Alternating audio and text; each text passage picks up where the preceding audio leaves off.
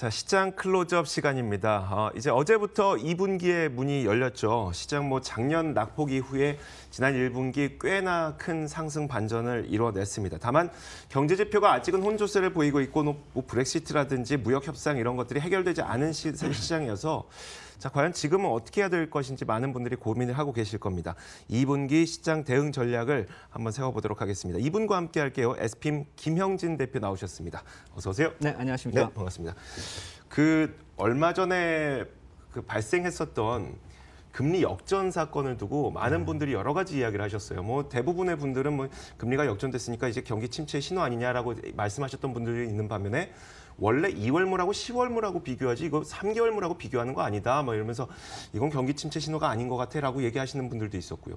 다양한 의견들이 있었는데 김형진 대표는 이걸 갖고 좀 새로운 이야기를 또 해주신다고 해서요. 예, 저 역시 마찬가지로 이것이 경기 침체하고 바로 직결되는 문제가 아니지 않을까 그런 포인트를 한번 찾아보자 하는 네네. 차원으로 장단기 국채 네. 미국에서 벌어지고 있는 국채 입찰 일정하고 네. 그 입찰 규모를 2014년도부터 작년까지 그 규모를 만기물별로, 그러니까 네. 단기물과 중장기물의 규모를 좀 비교를 해보면서 네. 과연 이런 장단기 금리차가 나타나는 것이 단순히 경기 침체만을 뜻하는 것인가 아니면 네. 그 원인이 이런 발행 시장 쪽에 있지 않은가 네. 수급 쪽을 얘기하는 것이죠. 그래서 그쪽을 한번 수치로 뽑아 보니까요. 2014년부터 2015년은 매년 이 단기물 발행 물량이 이 1,790억 달러. 그러니까 2014년, 15년에 지금 마이너스로 나타나는 저 숫자가 발행 규모가 적어진다는 것이죠. 네네. 그리고 중장기물은 계속 늘어나고 있고요. 근데 이것이 늘어나기 시작한 게 2015년 금리 인상이 시작되면서부터입니다. 네. 그러니까 2015년 말부터 증가하기 시작해서 2016, 17, 18 계속 숫자가 증가했고 작년 같은 경우는 무려 4,740억 달러나 단기물만 증가를 한 수치가 4,740억 달러나 된다는 것입니다. 네네. 그러니까 이게 2014년이나 2016년까지 장단기물을 모두 다 합친 금액, 그러니까 그게 보통 한 5천억 불 정도가 되는데요. 네네. 그거에 거의 비슷한 규모의 물량이 작년 한 해 동안만 단기물이 크게 증가를 했다는 것입니다. 네네. 그러니까 단기물 같은 경우는 1년 이하짜리를 얘기하는 네네. 거거든요. 그러니까 당연히 공급이 증가하니까 가격이 떨어지고 금리는 올라가게 되어 있는 것이죠.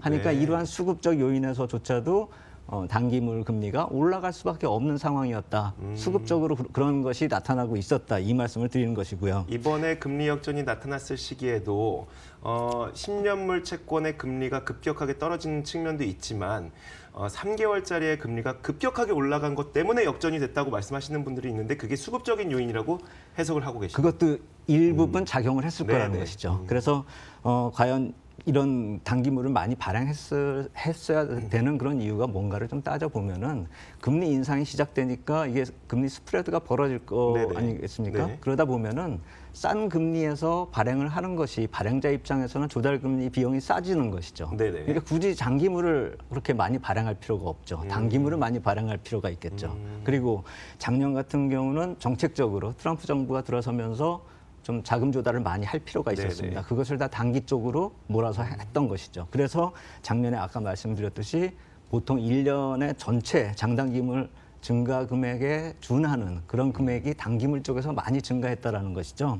그러니까 그것이 올해 3월 중순까지도 계속 이어져 왔습니다. 네네. 그런데 장단기 금리 역전 현상이 벌어지면서 시장에서 난리를 치고 이런저런 얘기가 나올 때 네. 그때부터 이 발행 물량이 줄어들기 시작한 것입니다. 그게 바로 3월 마지막 주부터였습니다. 그리고 그래서 과연 향후에는 어떻게 될 것인가 이게 더 중요하겠죠. 그렇죠. 네. 그래서 따져보니까 2분기에 이 단기물 발행 물량을 따져봤을 때 마이너스 1,820억 불, 그러니까 줄어든다라는 것입니다. 네네. 이 줄어드는 폭도 상당히 많이 줄어드는 것이죠.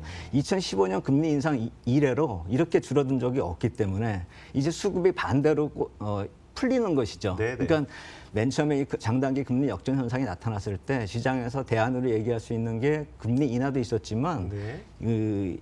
역 오퍼레이션 트위스트라고 그래서 이 플래트닝된 금리를 거꾸로 올리는 것이죠. 네네. 장기 금리를 올려주는 거예요. 그래서 단기물을 매수해주고 중장기물을 매도해주는 그런 역 오퍼레이션 트위스트 효과도 정책을 한번 기대해 볼 만하다. 해소하는 방법으로요. 네. 그런데 지금 입찰 물량을 조절해주면서 이런 시장 공개 정책을 공개적으로 취하는 것이 아니라 단순히 국채 입찰 쪽에서 이런 변화를 주게 된다면 똑같은 효과를 낼 수가 있기 때문에 네네.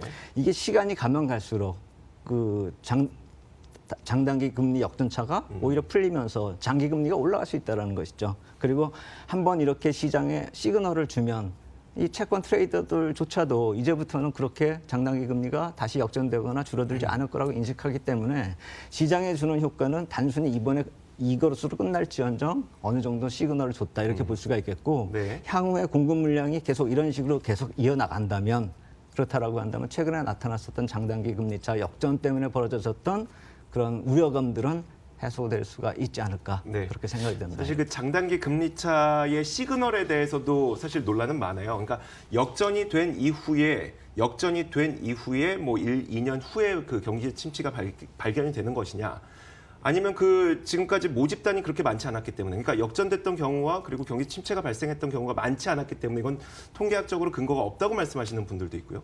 그런데 이번에 우리가 우려를 크게 할 수밖에 없었던 이유는 경기가 안 좋아진다고 하면서 실제로 중국의 경제 지표 안 좋았었죠. 미국의 경제 지표 안 좋은데 경기 그 금리 차가 역전이 되니까 그래서 갑자기 그 우려감이 크게 증폭이 됐던 것으로 저는 생각이 드는데요. 결국 지표가 지금 여전히 안 좋다는 것은 경기 하락의 리스크를 갖고 있다고 생각할 수 있는 거 아닐까요? 맞습니다. 그래서 한국하고 미국하고 중국의 경기 선행지수, OECD에서 발행하는 그 경기 선행지수를 세 나라를 꼽아봤습니다. 표로 만들어봤는데요. 그래서 만들어 보니까 이 세 나라의 표가 지금 표에서 보시면 아시겠지만 네. 이 파란색, 그러니까 하늘색 선이 미국이고요. 그다음에 제일 위에 위치했다가 진폭이 큰 그 경우가 한국이 될 테고요. 그 나머지가 이제 중국인데요. 지금 중국은 점점 하락 속도가 좀 늦어지고 있는 그런 모습이고요. 네. 한국은 돌아설랑 말락하고 있죠. 그리고 그것을 후행해서 미국은 계속 내려오고 있는 그런 모습입니다. 결국 우리나라 쪽이 반전의 기미를 보이고 있지만 미국이나 중국 쪽에서 반전이 나타나고 있지 않기 때문에 단순히 우리나라가 돌아선다 이거로 해석을 할 수는 없습니다. 다만 말씀하신 대로 이렇게 경기 선행지수가 안 좋아지고 있다는 건 사실이기 때문에 아까 장단기 금리차가 앞으로 해소된다 하더라도 경기가 위축되고 있는 그 모습은 해소되지 않는다는 것이죠. 네네. 그래서 이것은 어떤 요인으로 또 해석이 될 수 있는가 우리가 따져본다라고 한다면은 향후 아까 말씀드렸었던 금리 인하 효과가 미국에 어느 정도 효과를 미칠 것인지 그것에 네. 대해서 한번 생각을 해봐야 된다는 것이죠.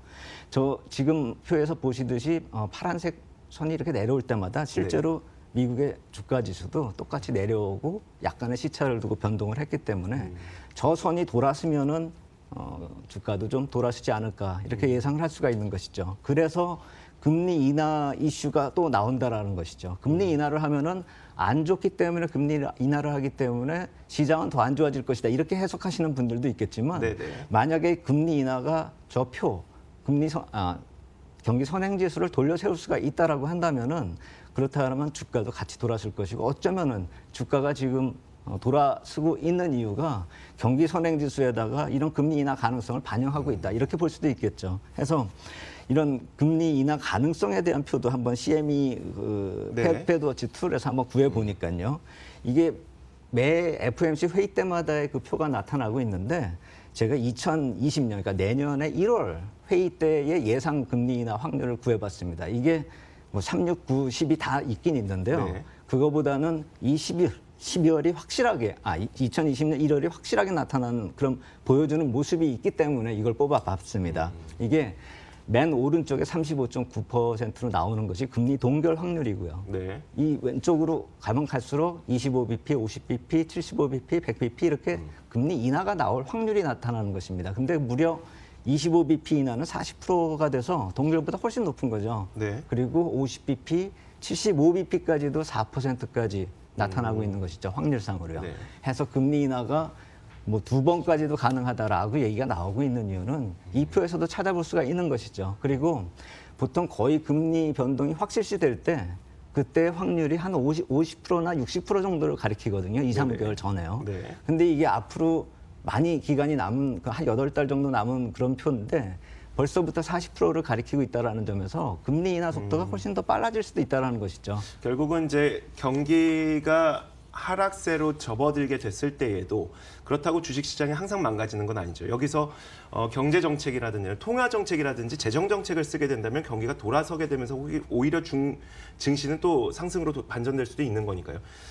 정책이냐 경기냐 이게 균형을 잘 맞춰가느냐가 가장 문제일 것 같은데 어쨌든 지금 말씀하시는 뉘앙스를 보니까 결국은 이제 정책으로 경기의 하방 압력을 좀 회복할 수 있을 거라고 생각하시는 것 같아요. 네, 맞습니다. 그렇다면 시장 대응 전략을 어떻게 세워야 될지를 좀 정리를 해주셔야 될 것 같아서요. 예, 그래서 이제 하방 경직성은 구축이 된다 이렇게 봐야 네네. 되는 것이죠. 물론 위로 그런다고 해서 바로 튀어 올라가기에는 아까 말씀을 드렸듯이 정책이 긍정적인 효과를 발휘해 줘야 됩니다. 왜냐하면 네. 경기는 압박을 하고 있으니까요. 하강으로요. 그렇죠. 그렇기 때문에 하방 경직성은 구축이 됐는데 그걸 상승 전환으로 볼 수는 없다라는 것이죠. 그리고서 그러한 긍정적인 변화가 나타날 경우라고 한다면은 이제 우리 2분기에 그 1분기 기업 실적 발표가 시작이 되지 않습니까? 네. 그 기업 실적 발표할 때 그 기업 실적의 저점이 형성이 되는가 이걸 좀 살펴봐야 된다라는 것이죠. 네. 경기 저점일 때 더불어서 기업 실적까지 저점을 형성해 준다라고 한다면은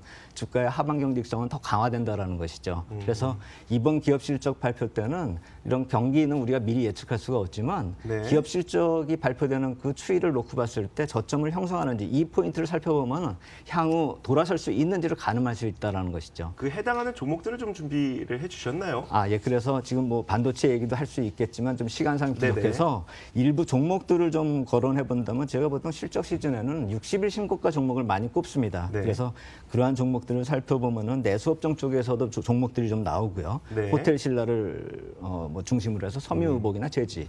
그다음에 ICT 기업이 뭐 새로운 신규 상장주도 있기 때문에 상당히 이쪽이 좀 주목을 받을 수 있다라는 생각이 들고 신고가 흐름에 들어서고 있기 때문에 조정 시에는 이런 종목들 ICT 기업이 이제 새로운 시세를 향해서 나아간다라는 관점에서 좀 볼 필요가 있다라고 생각이 네. 되고요.